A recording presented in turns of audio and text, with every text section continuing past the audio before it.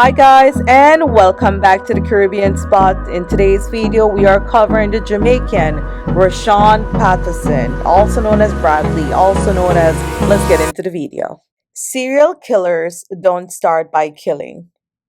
They start with small crimes, violence, abductions, and sexual assaults, until they escalate to murder. Rushawn Patterson was on that exact path, with a history of rape, abduction, and violence against women. He wasn't just a murderer, he was a serial killer in the making. How did he escape justice for over a decade? How many victims were there? And would he have killed again?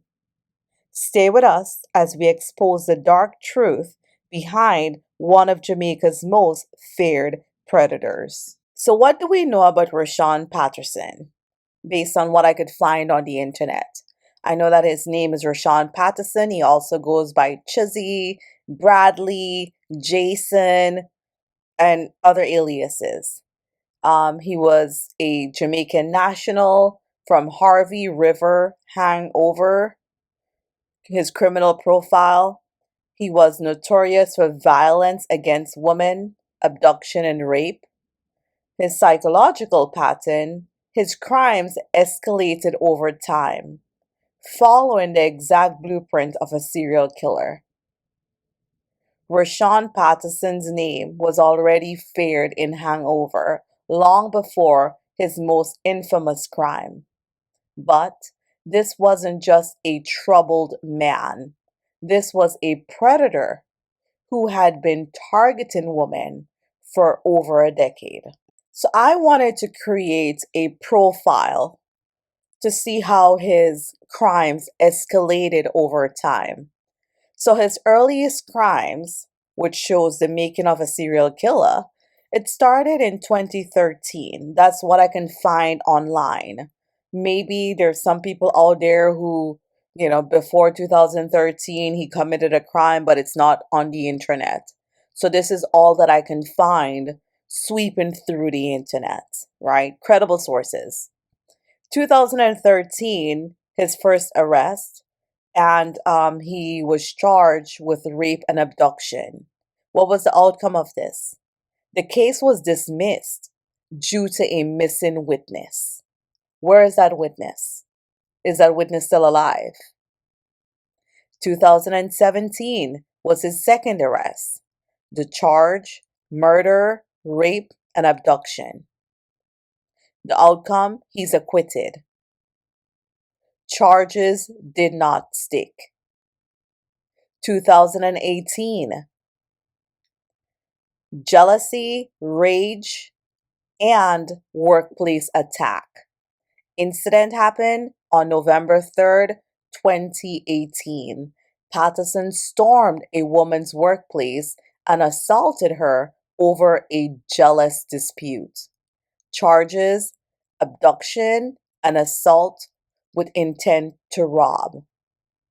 If these cases had been taken more seriously, could Slickianna have been saved? How many more women suffered in silence? How many more women experienced some form of abduction or rape or assault by this man and it was never reported?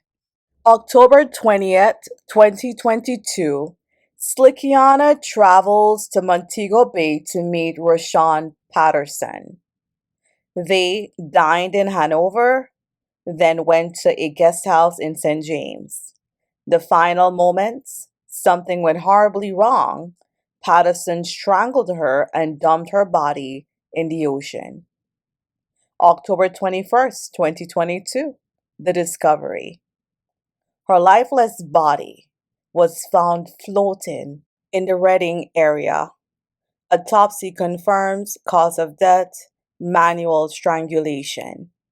This was his first confirmed victim. But was she the only one? Or just the only one we know of? So November 2nd, 2022, he was arrested. He was captured in a high-level police operation. November 2022, he was officially charged with Slickianna's murder. March 2023, the judge denied his bail due to the severity of the case. July 16, 2024, shockingly, Patterson was granted bail. He was released on bail, right? I mean, what changed? The judge in March of 2023 said, hey, no, we can't release this guy because of the severity of the case. Then what shifted in July of 2024? What made this serial killer in the making get bail? A man accused of murder, rape, and abduction somehow walked free in 2024. How was this possible? Was someone protecting him? And more importantly, was he planning his next attack? So here comes the final showdown and how this serial killer in the making died. February 25th, 2025 was the last confrontation. Police tracked Patterson to Dundee Pen hangover. A violent shootout erupted. Patterson was fatally shot on the scene. A firearm was recovered at the scene. Some say it was justice. Others say it was an execution. But one thing is clear. Rushawn Patterson would have killed again. The mind of a serial killer. Why he thought he was invincible. So, serial killers don't just kill randomly. They evolve. They test the limits of the system, of society, of people around them. Many of them start small. Petty crimes, violence, sexual assaults. But when they get away with it, when they are acquitted, or when victims don't come forward, their belief in their own invincibility grows. The psychological patterns of serial killers who escape justice, what we know is they start with non-lethal crimes. Hashtag Rushawn Patterson. Assault, kidnapping, sexual violence. They get arrested but walk free. Hashtag Rushawn Patterson. Cases dismissed. Witnesses disappear. Legal loopholes exploited. Each time they escape punishment, they escalate. The crimes become more brutal, more confident. They feel untouchable. They start taking bigger risks, taunting the system, and believing they'll never be caught. For years, Rushawn Patterson got away with it. Arrested in 2013, 2017, and 2018. Yet, he was still free to kill in 2022. The justice system failed to stop him, and that failure gave him confidence to take things to the next level. This is what happens when a justice system is broken. This is what separates a criminal from a serial killer in the making. It's the belief that they are above the law, that no one will stop them. This is how serial killers are created. They start, they escalate, and then they kill again. Rushawn Patterson wasn't just a murderer. He was on the path to becoming Jamaica's next serial killer. If he had never been stopped in 2025, how many more women would have suffered? Was Patterson already a serial killer? Do you believe justice was served? Or did the system fail Slickianna and others? Anika Slickianna Townsend wasn't his first victim, and if he hadn't been stopped, she wouldn't have been his last. For over a decade, women suffered at the hands of Rushawn Patterson, some we know of, and others who may have never gotten justice. How many voices were silenced? How many women lived in fear because he was free to walk among them?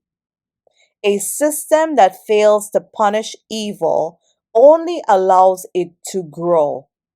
For years, Patterson evaded the law, escaped justice, and gained more confidence in his crimes. But justice, true justice, isn't just served in a courtroom or a police raid. It comes in the final judgment before God. Revelations 21:8 says, "But the fearful and unbelieving, and the abominable, and murderers, and whoremongers, and sorcerers, and idolaters, and all liars shall have their part in the lake which burneth with the fire and brimstone, which is the second death." The world may have not stopped him in time, but God's justice is eternal. The Bible is clear. Murderers will not escape God's judgment. Patterson's victims may not have gotten justice they deserve on earth, but no one escapes the final judgment of God. Hell is real, and it is the eternal punishment for those who live in sin and refuse to repent. Do not be deceived. God is not mocked. For whatever one sows, that he will also reap. Galatians 6:7. Rushawn Patterson sowed death and destruction, and now he must face the eternal consequences. But what about the men still walking free? What about the next serial killer in the making? Who will be the next woman to suffer before justice is finally served? Was Patterson already a serial killer? Do you believe justice was served? Or did the system fail Slickianna and others? Leave your thoughts in the comment section below. Don't forget to like, share, comment, subscribe. Let's keep this conversation going. Take care. Bye for now.